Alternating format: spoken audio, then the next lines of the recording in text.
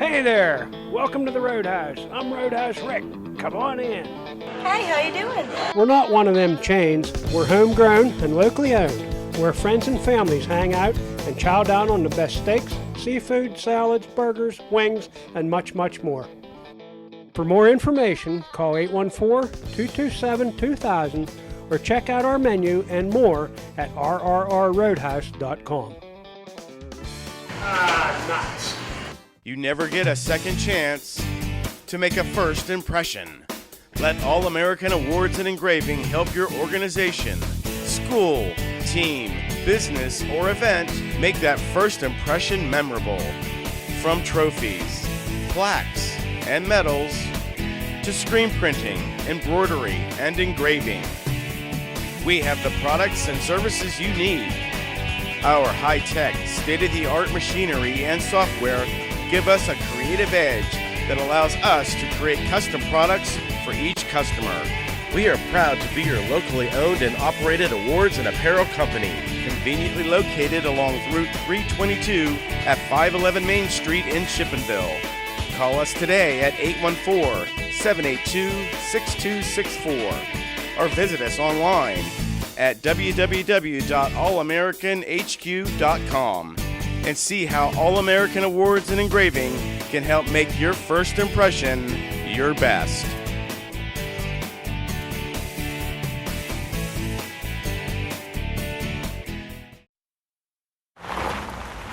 So what you want to do is go down 120 to Heiner View and watch the hang gliders today.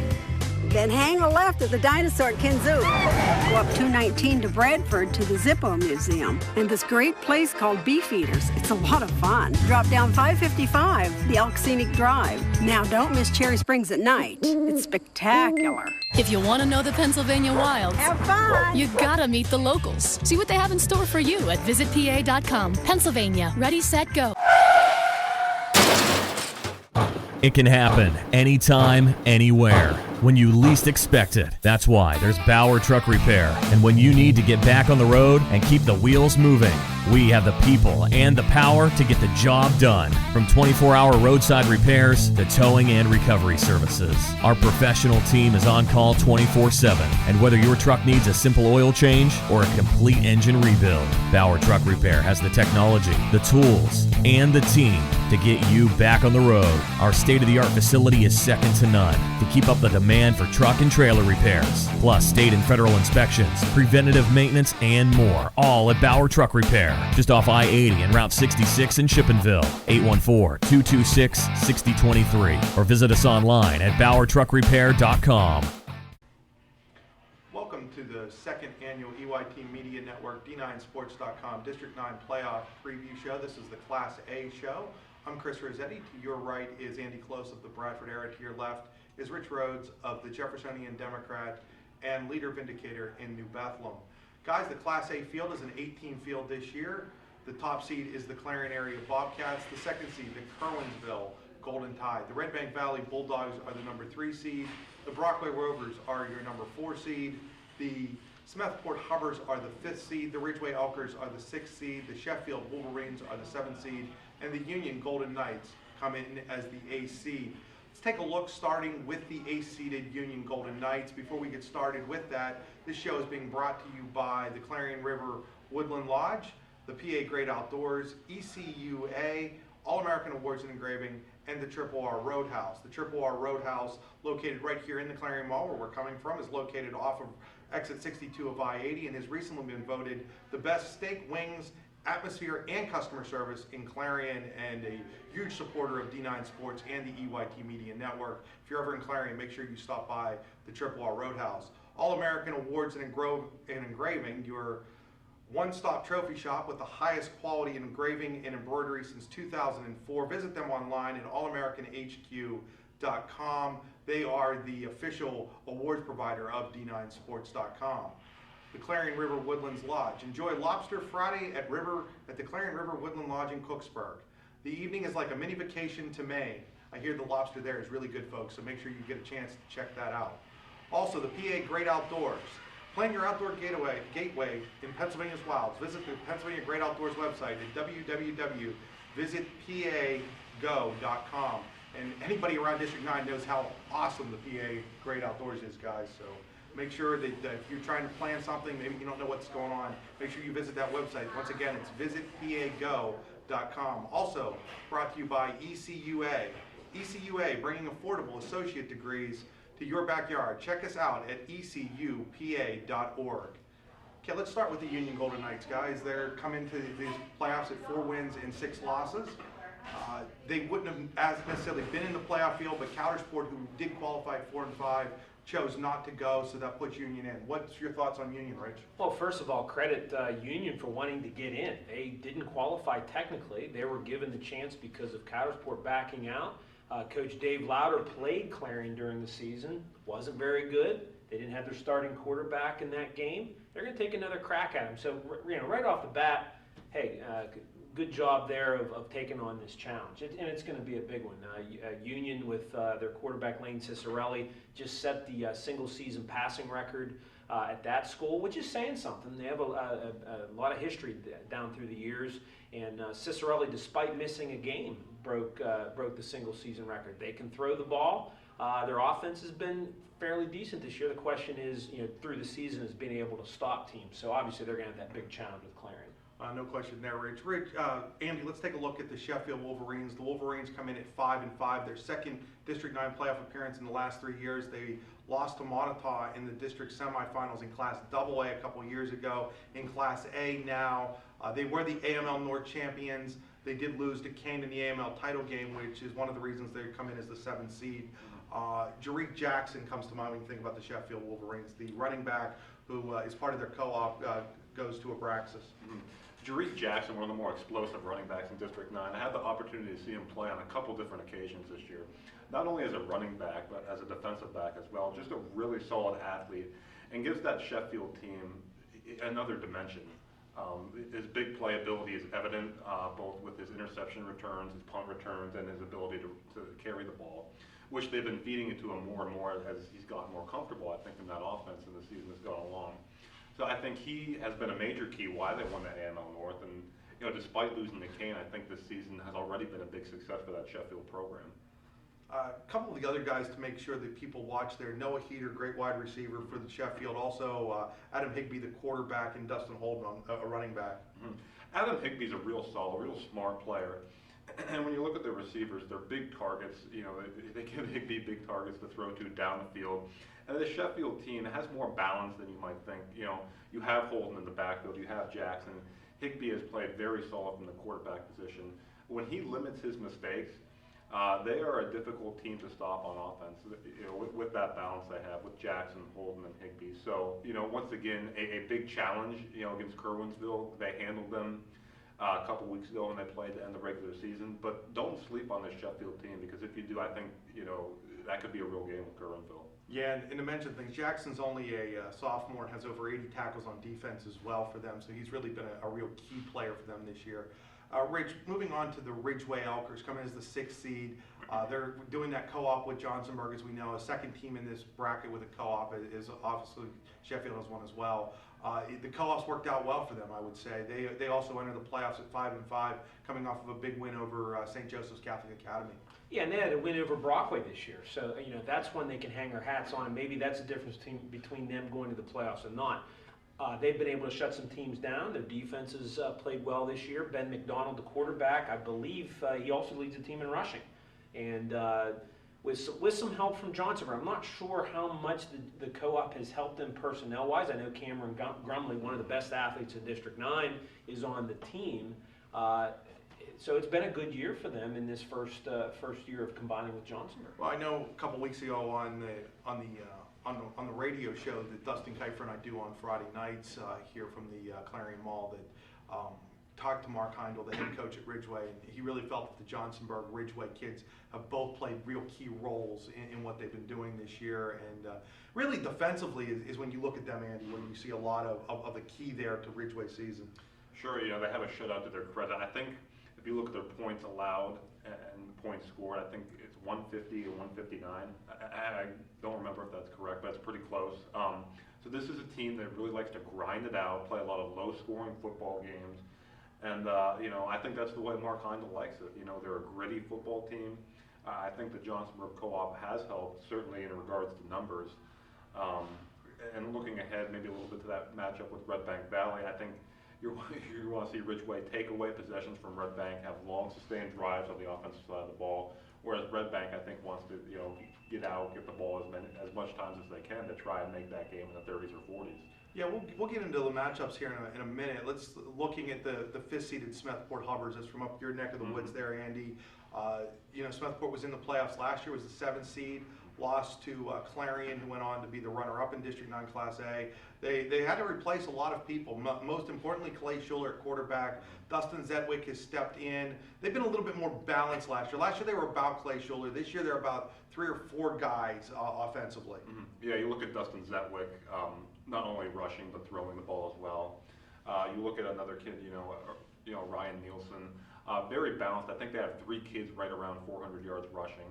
And I just want to, this program, Jim Berlin in his second year as coach there, and this staff have done a really fine job of stabilizing that program. And much of the credit goes to the kids as well. But that is a program that after the legendary coach DeFilippi retired has struggled for a lot of years. And now you look at Jim Berlin's second year. They're going back to the playoffs for the 2nd consecutive season. Certainly another team that likes to grind it out. Defensive-minded team, and I really believe that this is a team and a program that's headed in the right direction. You can't mention Smethport without mentioning Ryan Stratton. Ryan Stratton, District 9's leading tackler with 131 of those. He's been the man on defense most of the year for them. Mm-hmm. I think Ryan Stratton really has stepped up and become the leader of that defense, and he's one of the biggest reasons why they're one of the better defenses in District 9. And once again, I know that's something they hang their hat on. Being a tough, physical defense, and I think they've done a great job of that this year. That defense will have its hands full with the Brockway Rovers' explosive offense, to say the least, Rich. Yeah, Alex Schaefer-Doan has run for more yards this year than he has. I think he's over 600 yards, and he has, he's over 2,000 yards passing. So, it all starts with Schaefer-Doan. If he's not going to throw the ball, he's going to run it. And he has some playmakers to help him out for sure. Aaron Benson and Anthony Benson. Yeah, Anthony Benson and Anthony Isabella, same first name. So they're both playmakers as well. Benson has, he'll rip off a kickoff return or even run one in as well. So Brockway has some offense. The question with them the last couple of years, and even when they were really good with Baganza quarterbacking, is can they stop anybody enough to win the big game? And I think that's going to be the question again. Can Brockway's offense score enough points, and can the defense create some turnovers and make some noise to help out their offense? They have to be feeling a little better about their defense, Andy, going down to Montauk and really shutting down what had started to become a pretty decent Montauk offense in week 10 there. They were shutting them out until the 4th quarter, had given up fewer than 100 yards going into that 4th quarter. Montauk scored a couple of touchdowns against some backups and stuff, but if you're going to peak on defense at any point in the year, this is the time to do it. And now's a perfect time to do it. And once again, Rich touched on it. The question with Brockway is the defense. We know about Schaefer-Doan, his prolific passing numbers as well as rushing. Benson, maybe one of District 9's, biggest threats, not just from a receiving standpoint, from a rushing return standpoint as well. And you're absolutely right, Chris. That was a Montauk team that was playing some very good football going into that game, and they shut them down. So, you're right. If there's a good time to start playing your best defense of the year, now is it. And, if the Montauk game is any indication, it appears they're doing that. The Red Bank Valley Bulldogs bounce back year after winning just one game a year ago. They go into the District 9 playoffs 6-3, earn that 3rd seed by virtue of being the number 2 team out of the KSAC. Another team that is definitely much more about its offense than its defense, Rich. Jake Doherty, the quarterback, had a great freshman year, was I think our rookie of the year in D9sports.com.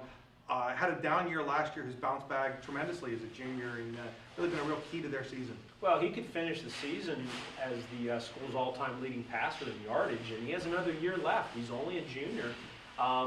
Pretty good season for Jake. I think we had Player of the Week one week where he had 3 interceptions on defense. He doesn't get as many reps defensively through the season as he does at quarterback, but he's a playmaker, and he has been able to throw the ball when they need it. He's over 300 or 3,000 yards career now, and he has a running back behind him that if he's healthy, that makes him even more dangerous with Mark Struthers. And Mark is He's missed a game with an injury. He's missed 2 games with an injury, I believe, and he's going to go over 1,000 yards probably on his first carry in the playoff game. He has 998 this year. Certainly, and then playmakers around him, the Shoemaker boy, Mitch Blows has had some big games this year. They are a dangerous offensive team, and Ridgeway will be challenged with that. It's certainly going to be an interesting matchup in that regard. And possibly the best kicker in District 9 in Zane Watson, who has a game-winning field goal to his credit. Numerous touchbacks on the year, helps change field position for Red Bank Valley. Well, yeah, let's not underestimate the kicking game and special teams in playoff games, and Zane is definitely a factor. The Kerwinsville Golden Tide, this is a football program that always seems to be towards the top of District 9. Back there again, they come in 8-1. They're only lost to unbeaten Kane, who's the #1 seed in the AA playoffs. Kerwinsville this year has been ground-oriented, to say the least. To say they don't pass the ball would be an understatement. Do you see that changing at all, though? Sometimes we see from Andy Abanka where he doesn't throw the ball a whole lot during the regular season, and then come playoff time, all of a sudden they pull something out that you didn't see coming. Well, they'll pass if they have to. I really, a lot of times we find ourselves criticizing coaches for thinking too much, and then on the other hand, we criticize teams for not staying with what works. Clearly, the running game has been fantastic for them over the years. And Zach Tibbins, I'll throw it out there. I did the math, so I get to claim the stat. He's rushed for 1,849 yards. That's 64% of the team's offensive yardage. I see no reason why they wouldn't go to him right off the bat, Andy. Mm-hmm. Andy Abanko is a smart guy, a good football coach, and you go with what got you to this point.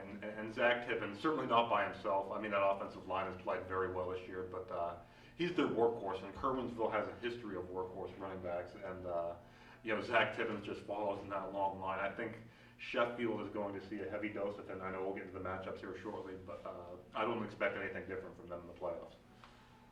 The top-seeded Clarion Bobcats. What can you say about Clarion? Defensively, they've had 7 shutouts this year. They just had a shutout streak of just over 324 minutes, broken in the 4th quarter in a big win over Brookville. Offensively, scoring at a rate that nobody has ever scored in District 9. That includes that great Port Allegheny team that we talked about last year that went all the way to the state semifinals.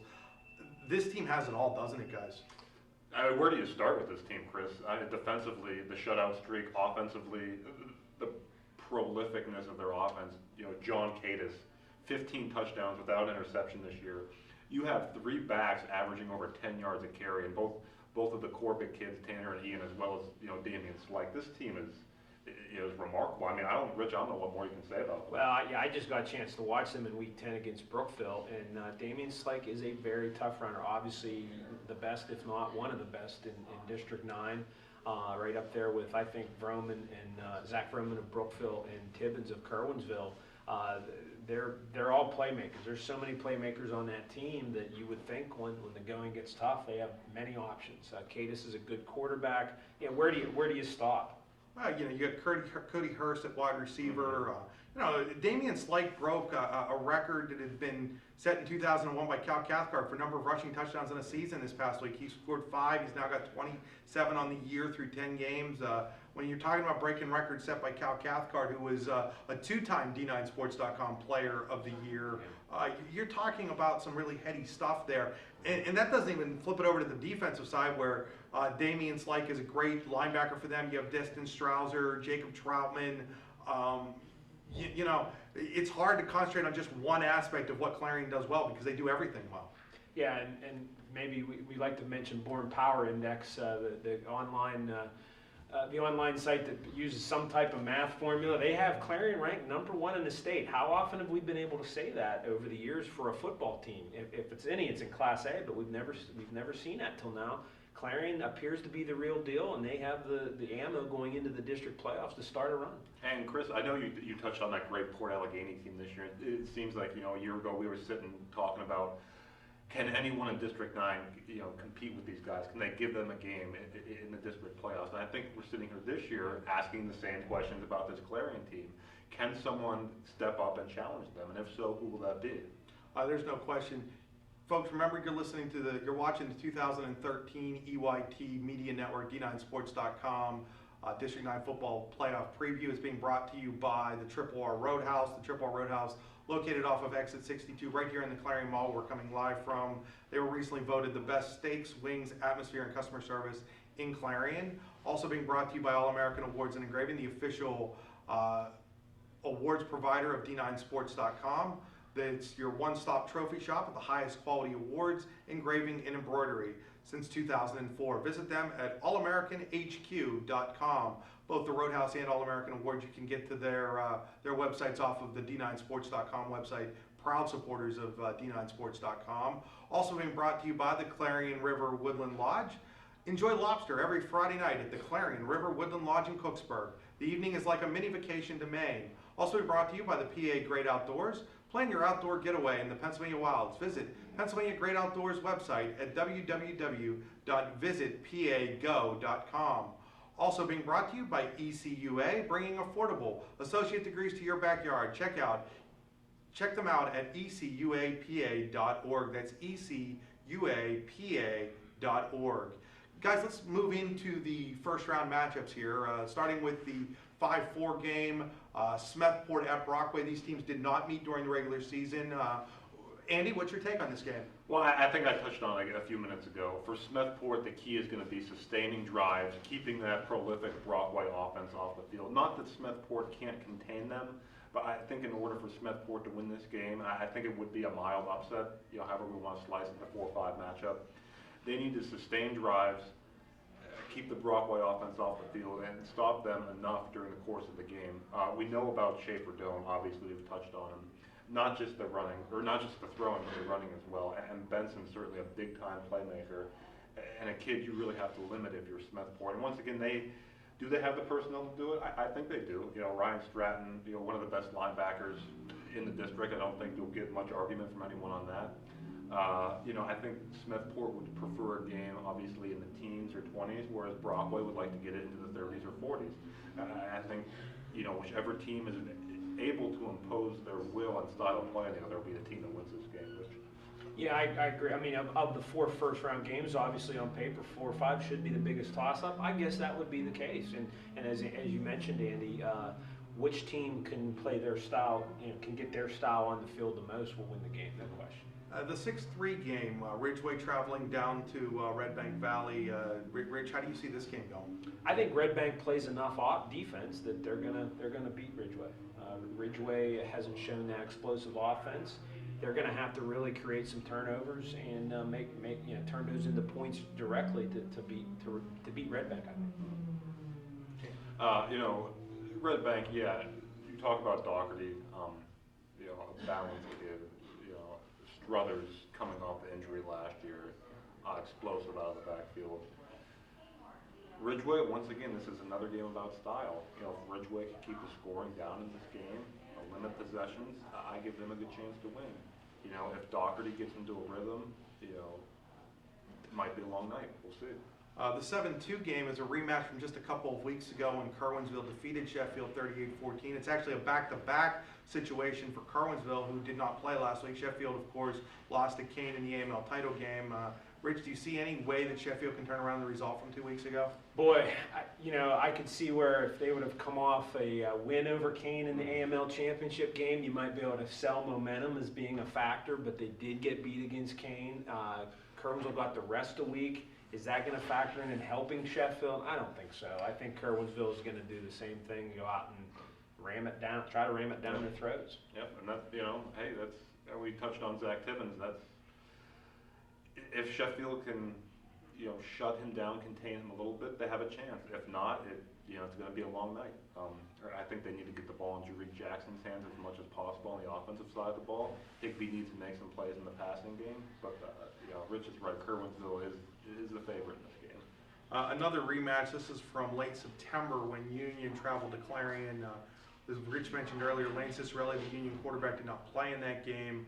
The final score was 62-0 Clarion. I was there. Clarion outclassed Union in that game. Cicerelli's back, guys. I just don't think it makes a difference.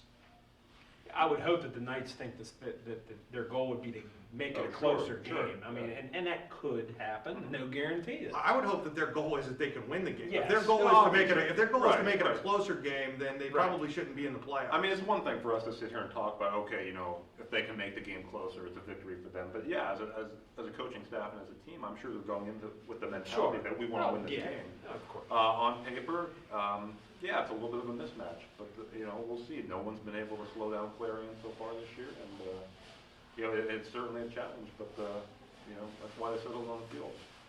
Looking at this bracket, guys, who are your favorite? I think Clarion's the obvious.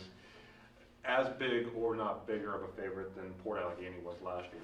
I would agree. I thought last year, and it didn't turn out this way, but I thought going in last year, Clarion had a shot at maybe knocking off Port Allegheny. I don't see any team like that out there in Clarion's way this year. There's nobody laying in the grass, as you mentioned, Chris, and we did think that Clarion could give Port Allegheny a game last year, and it didn't really happen. I mean, if you want to pick the bracket, I think, you know, as much as anything, Clarion has a chance of playing another KSAC team in the finals, Red Bank. I guess there's my pick, Chris. Clarion and Red Bank. And I guess that then brings it down to this. Can Clarion get a step further than Port Allegheny got last year, which is to the state championship Well, game? here's the big elephant in the room with that. There is no Clairton awaiting in the western part of the state in Class A this year. That Clairton team was one of the best, I think, in the history of Class A football. And everyone knew kind of, you know, Port Allegheny, that was a David-Goliath matchup despite everything Port Allegheny had done last year. There is no team like that in the Class A field this year, at least on the western half of the state that I see, which, I mean, I think Clarion has a great chance. I don't know what you guys think. I'll say this. I think it depends on the matchup. I think if they match up with, say, a North Catholic out of the WPIL, they have a pretty decent shot. If they match up with a Stowe Rocks and a quarterback like Lenny Williams, it's something that Clarion hasn't had to defend all year. That may be a difference maker in something like that. If it's a Clairton again, and let's not discount the Bears, they've only lost once all year. I'm not sure, you know, Clarion's speed, which has been one of the real keys to them, may be neutralized in a game like that. They may be the slower team in a matchup like that. So I think that if I'm a Clarion fan, one of the things that I'm looking at really, really closely is who comes out of the WPIL, because I think that District 10 is down this year. I think Clarion's got a shot at a win there. I think that it becomes then a matchup issue out of who may be the WPIL champion. Yeah, it's District 10, you know, the District 9 champ plays the District 10 champ first, and then they play the Whitfield WPIL. Well, they play the Whitfield or District 5. Right, Or District Yeah, 5. we're sort of assuming that History shows it's the Whitfield. Exactly, and, you know, it sounds like there are 2 or 3, maybe 4 teams in the WPIL that have a chance to come out, which tells me that there might not be a dominant team, and we know that we believe that Clarion is a dominant team. Wow. And you know, just touching real quick on District 10 too, and Port Allegheny, you know, a lot of people don't remember, probably should have lost that game to Sharpsville last year in the state quarterfinal. Once again, we talked about there not being a team the class of Clairton's caliber. There isn't a team out of District 10, in my opinion, that's the class that Sharpsville was last year. I mean, certainly you look at a Lakeview or a West Middlesex, certainly quality teams, but I don't think the quality that you saw Port Allegheny playing Sharpsville a season ago. You know, at the same time, as we talk about Clarion and a potential run to the state championship game, let's keep in mind, folks, it's only happened twice in Class A and District 9 history. Keystone in 1989, Rich, I think it was. Sounds right. Yeah. And Smethport in 1992. It's been 21 years since a team from District 9 has made the state championship game.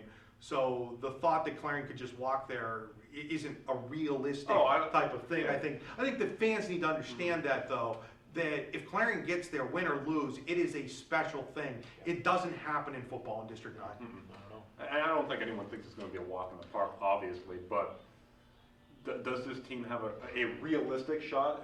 Do they have a realistic shot of getting to that point? I think absolutely they do. Absolutely. You know, there's history against Clarion, though, here too, guys. You know, everybody thought in 99 and 2000 that they also had a shot, and Cameron County and Kerwinsville ended that shot before it even started the state playoffs. So we don't think there's any teams laying out there like that, but does Clarion have to overcome some history here? Maybe we're thinking about it more Yeah. than the kids, I mean, and maybe the coaching staff, Andy, Sure. of Clarion. But Sure. the kids were Yeah. 4 or 5 years old. Yeah, I mean, I'm sure that's not even crossing the mind. Larry Weiser, is it crossing his mind? I'm sure it is. The kids, like you said, you know, they were, you know, 4 or 5 years old when that happened. I don't think they're really thinking about that. I think they're focused on the here and now. I want a dinner out of it. I picked Colonelsville to beat them in 2000. It's on my mind.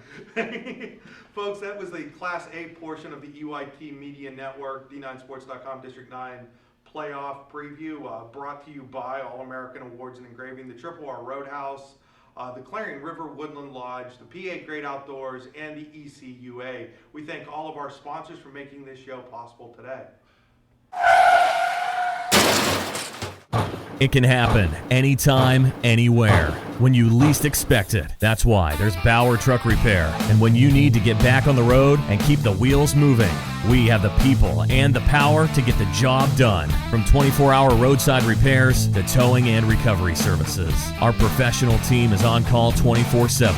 And whether your truck needs a simple oil change or a complete engine rebuild, Bauer Truck Repair has the technology, the tools, and the team to get you back on the road. Our state-of-the-art facility is second to none to keep up the demand for truck and trailer repairs, plus state and federal inspections, preventative maintenance, and more, all at Bauer Truck Repair, just off I-80 and Route 66 in Chippenville, 814-226-6023, or visit us online at exploreClarion.com.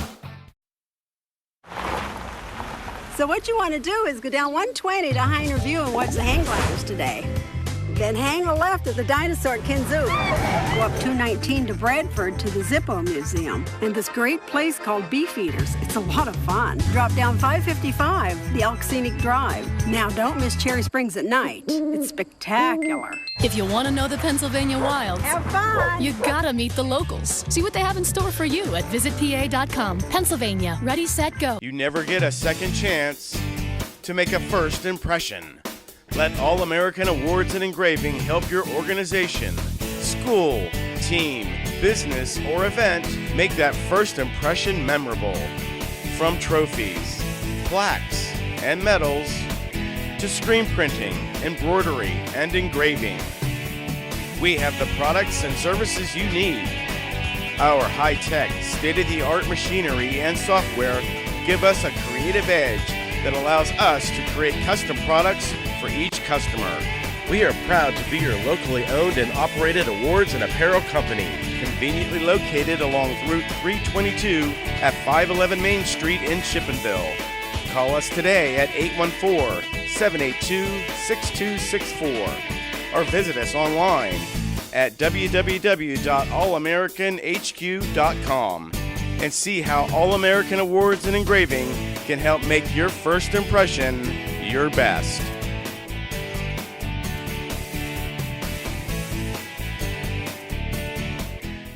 Hey there! Welcome to the Roadhouse. I'm Roadhouse Rick. Come on in.